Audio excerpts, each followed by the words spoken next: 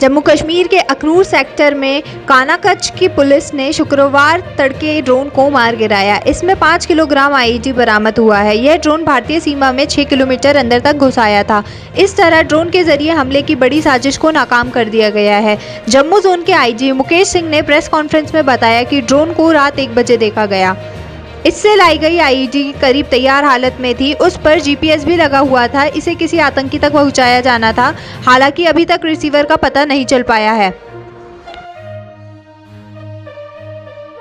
Israel company NSO की जासूसी software Pegasus की लिस्ट में 2 और बड़े नामों का खुलासा हुआ है। न्यूज पोर्टल द वायर के मुताबिक जासूसी लिस्ट में उद्योगपति अनिल अंबानी और सीबीआई के पूर्व प्रमुख आलोक वर्मा का नाम भी शामिल किया गया है। रिपोर्ट के मुताबिक आलोक वर्मा को केंद्र सरकार ने 2018 में सीबीआई के पूर्व प्रमुख के पद से बर्खास्त कर दिया था। इसके फौरन बाद ही वर्मा का नाम पेगासस की लिस्ट में शामिल किया गया। इसके साथ ही अनिल अंबानी और अनिल धीरूभाई अंबानी समूह के कॉरपोरेट कम्युनिकेशन अधिकारी टोनी जैसुदासन के साथ उनकी पत्नी का नाम भी इस लिस्ट में शामिल किया गया।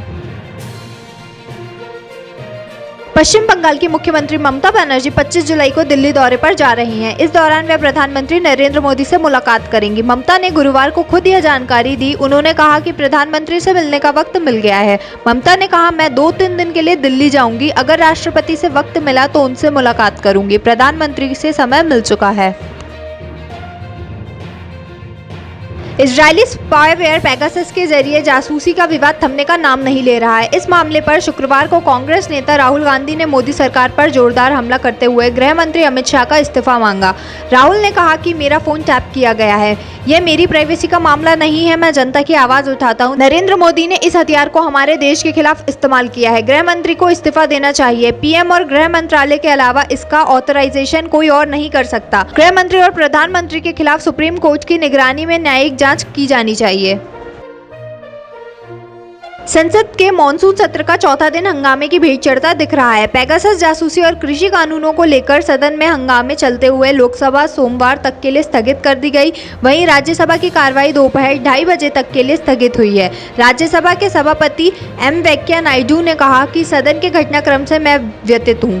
दुर्भाग्य से सदन की कार्यवाही के दौरान आईटी मंत्री ने पेपर छीनकर उसके कई टुकड़ों में फाड़ दिया। ऐसा कृत्य सदन की कार्रवाई को निचले स्तर पर गिराने वाला है। इस तरह की कार्रवाई हमारे संसदीय लोकतंत्र पर स्पष्ट हमला है। भारी बारिश की वजह से महाराष्ट्र के कोल्हापुर, रायगढ़, रत्नागिरी, पालघर, थाने और नागपुर के कुछ हिस्सों में बाढ़ जैसी स्थिति बन गई है। शुक्रवार को मुंबई से सटे गोवंडी में एक इमारत के गिरने से 4 लोगों की मौत हो गई। सभी मृतक एक ही परिवार से हैं। हादसे में 6 जख्मी हुए। घायलों को मुंबई के राजावाड़ी और सायन अस्पताल में भर्ती कराया गया। वहीं रायगढ़ के कलई गाँव में लैंडस्लाइड की वजह से 30 लोग लापता हैं। इनमें से 5 लोगों की मौत हो गई है। अन्य अभी भी फंसे हुए हैं। जिला कलेक्टर निधि चौधरी ने बताया कि कलई गाँव में लैंडस्लाइड हुई है। एनडीआरएफ की एक टीम मौके पर पहुंच चुकी है। लोगों को रेस्क्यू करने के लिए पानी में डूबी सड़कों पर नाव चलाई जा रही है। पंजाब भवन में कांग्रेस के नए प्रधान सिद्धू ने कैप्टन को देखकर पहले तो नजर फेर ली और आगे बढ़ गए। पंजाब प्रभारी हरीश रावत ने सिद्धू को आवाज देकर वापस बुलाया और अमरिंदर सिंह से मुलाकात कराई। कैप्टन ने सिद्धू को पास आकर बैठने को कहा तो वह कांग्रेस भवन में कार्यक्रम में लेट होने की बात कहने लगे। कई बार कहने पर सिद्धू उनके पास आकर बैठे। इससे पहले सिद्धू 18 मार्च को कैप्टन के सिसा फार्म हाउस पर उनसे मिले थे। इस दौरान दोनों में करीब 40 मिनट तक बातचीत हुई थी। कोरोना की दूसरी लहर में नए केस की संख्या कम होने का नाम नहीं ले रही है। पूर्वी असम के डिब्रूगढ़ जिले में एक महिला डॉक्टर कोरोना वायरस के अल्फा और डेल्टा दोनों रूपों से संक्रमित हो गई।